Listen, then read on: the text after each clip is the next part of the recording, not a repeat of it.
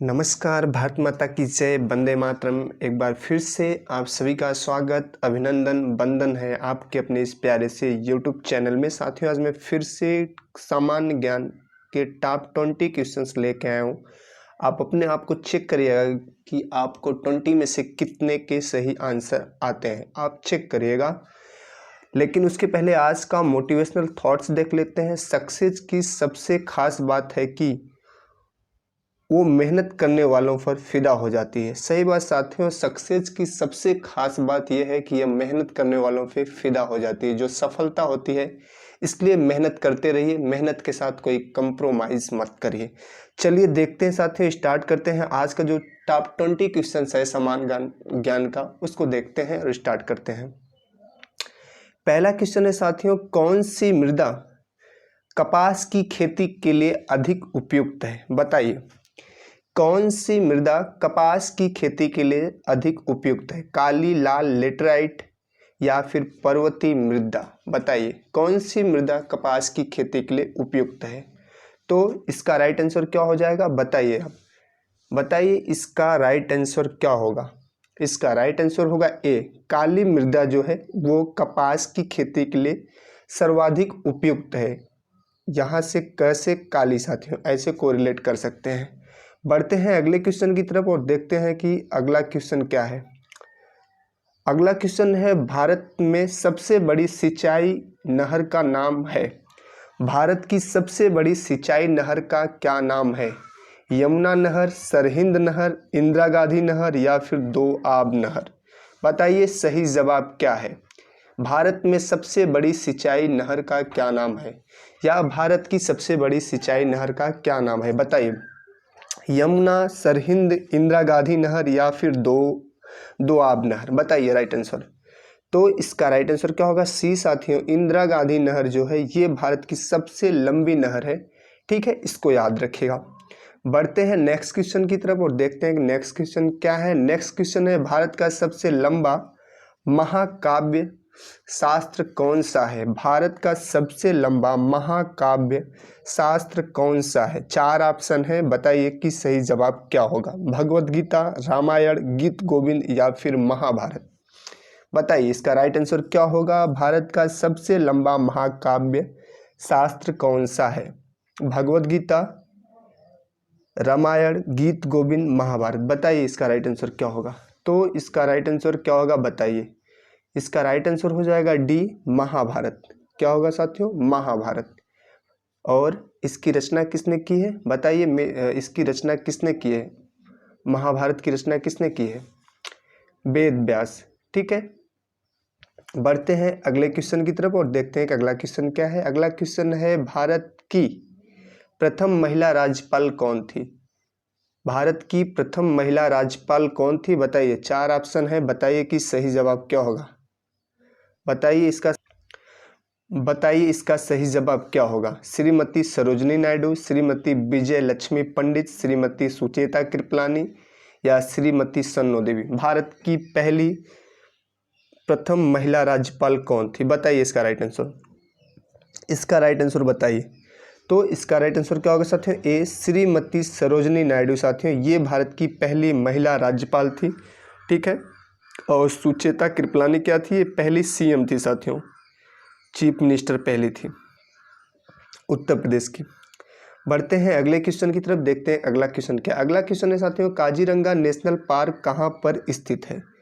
Kaziranga national park जो एक सींग के गैंडे के लिए फेमस है, ये कहाँ पे स्थित है? असम, पश्चिम बंगाल, मध्य प्रदेश या फिर मणिपुर? बताइए इसका सही जवाब क्या होगा।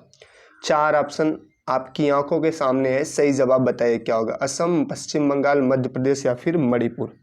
बताइए इसका राइट आंसर। तो इसका राइट आंसर क्या है? ए साथियों, असम में एक सींग वाले गैंडे के लिए काजीरंगा नेशनल पार्क है जो बहुत ही फेमस है। बढ़ते हैं अगले क्वेश्चन की तरफ और देखते हैं कि अगला क्वेश्चन क्या है। अगला क्वेश्चन है, पृथ्वी के धरातल पर लगभग कितने प्रतिशत समुद्र है या जल है? बताइए, पृथ्वी के धरातल पर लगभग कितने प्रतिशत समुद्र या जल है? 50%, 60%, 70% या फिर 80%? बताइए इसका सही जवाब क्या होगा।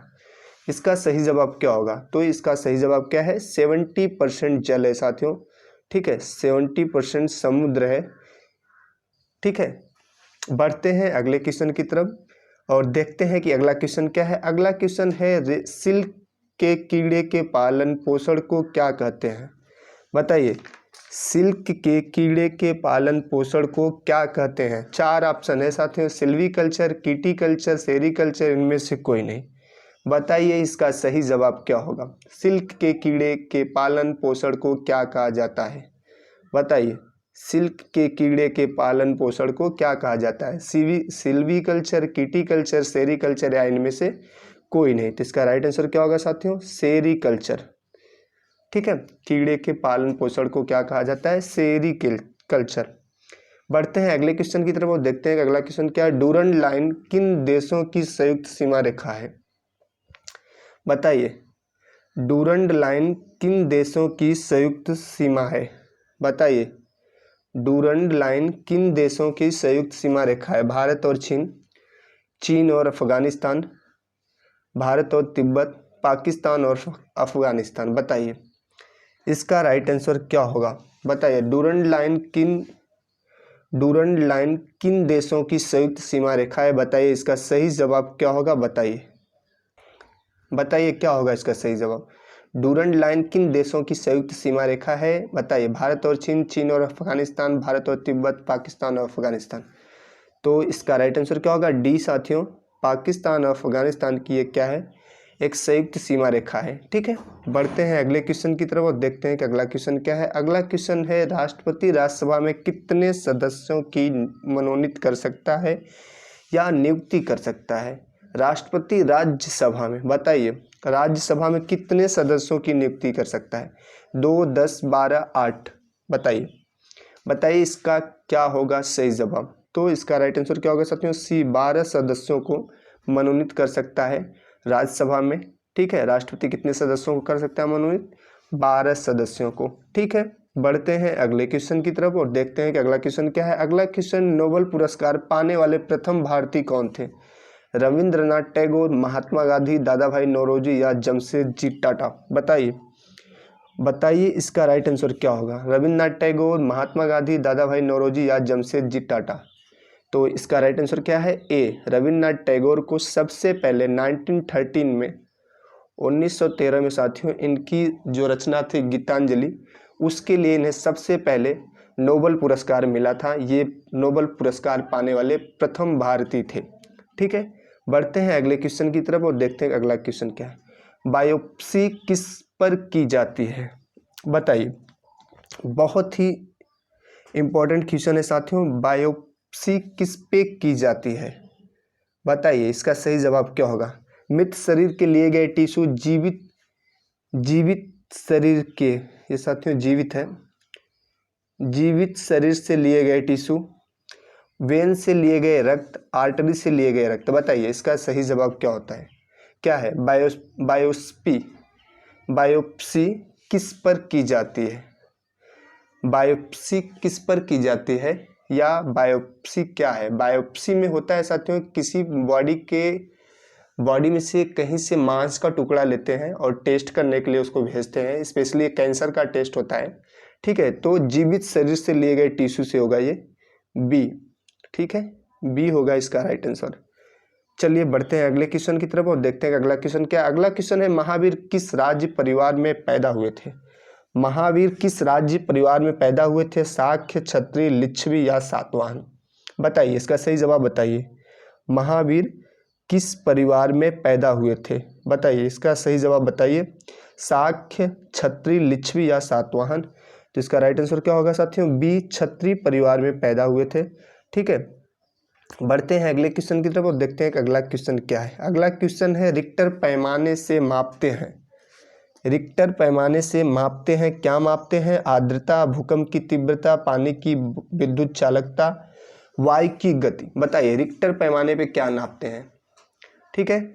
तो ये आसान क्वेश्चन है, उसका सही जवाब क्या होगा? भूकंप की तीव्रता नापते हैं रिक्टर पैमाने पर, ठीक है। बढ़ते हैं अगले क्वेश्चन की तरफ और देखते हैं कि अगला क्वेश्चन क्या है। अगला क्वेश्चन है, काफ़ी इंपॉर्टेंट क्वेश्चन है,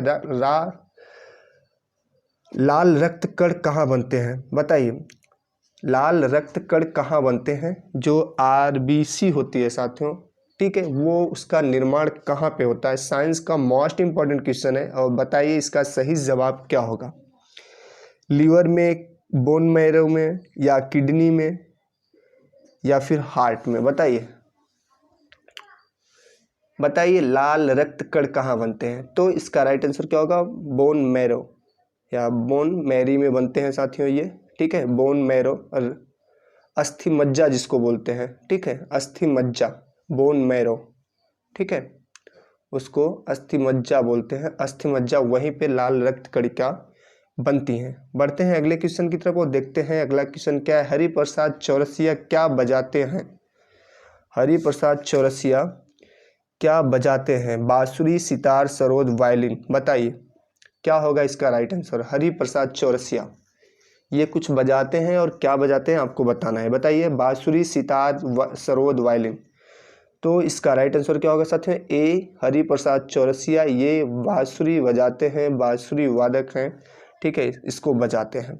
बढ़ते हैं अगले क्वेश्चन की तरफ और देखते हैं अगला क्वेश्चन क्या है। अगला क्वेश्चन है रक्त अल्पता किसकी कमी के कारण होता है। जो खून की कमी हो जाती है किसकी कमी के कारण होता है। प्रोटीन, विटामिन, आयरन, आयोडीन, बताइए राइट आंसर क्या होगा।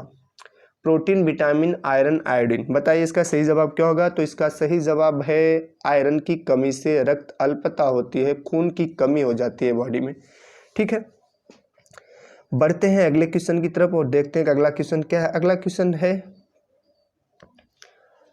मानव शरीर का सबसे बड़ा अंग कौन सा है। मानव शरीर का सबसे बड़ा अंग कौन सा है। मस्तिष्क, हृदय, त्वचा, यकृत, बताइए मानव शरीर का सबसे बड़ा अंग कौन सा है। मस्तिष्क, हृदय, त्वचा, यकृत, बताइए इसका राइट आंसर क्या होगा। तो इसका राइट आंसर क्या है साथियों, सी त्वचा। ये मानव शरीर का सबसे बड़ा अंग है साथियों। पूरी बॉडी में ये फैला रहता है, ठीक है, पूरी बॉडी में त्वचा रहती है, तो ये मानव शरीर का सबसे बड़ा अंग है, ठीक है। बढ़ते हैं अगले क्वेश्चन की तरफ और देखते हैं कि अगला क्वेश्चन क्या है। अगला क्वेश्चन क्या है रेफ्रिजरेटर में किस गैस का प्रयोग होता है, बताइए। बड़ा ही इंपॉर्टेंट क्वेश्चन है साथियों। रेफ्रिजरेटर में किस गैस का प्रयोग होता है। चार ऑप्शन है आपकी आंखों के सामने, एसिटिलीन, अमोनिया, रेडान, या फिर एथिलीन, बताइए इसका सही जवाब क्या होगा। तो इसका सही जवाब क्या है साथियों, बी अमोनिया गैस का प्रयोग होता है कहाँ पे, रेफ्रिजरेटर में, ठीक है।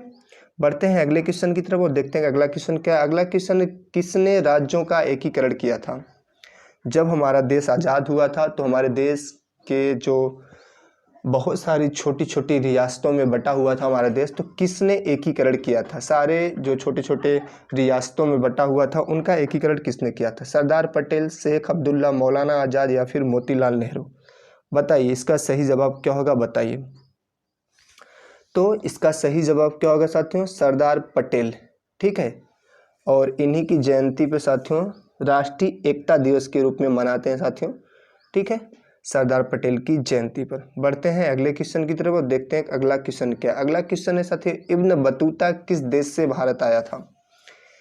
इब्न बतूता किस देश से भारत आया था। मिस्र, इटली, मोरक्को, या फिर मंगोलिया, बताइए इसका सही जवाब क्या होगा। तो इसका सही जवाब क्या होगा, मोरक्को देश से इब्न बतूता भारत में आया था, ठीक है साथियों। तो ये रहा आज का टॉप 20 क्वेश्चन साथियों, और आप अपने आप को चेक करिएगा कि आपको इसमें से कितने के सही आंसर आए थे, ठीक है। वीडियो अगर अच्छा लगा हो तो साथियों लाइक कर दीजिएगा, शेयर कर दीजिएगा, और चैनल पे अगर नए हैं तो चैनल को सब्सक्राइब कर लीजिएगा। इस चैनल के माध्यम से आपको डेली कितने बजे, 8 बजे शाम को, डेली 8 बजे शाम को टॉप 20 जीके के क्वेश्चन मिलेंगे साथियों। टॉप 20 जीके के क्वेश्चन मिलेंगे जो आपको प्रतियोगी परीक्षाओं में बहुत ही मदद करेंगे। अपने बड़ों का सम्मान करिएगा, गरीबों का भी सम्मान करिएगा। भारत माता की जय, वंदे मातरम एंड जय हिंद साथियों।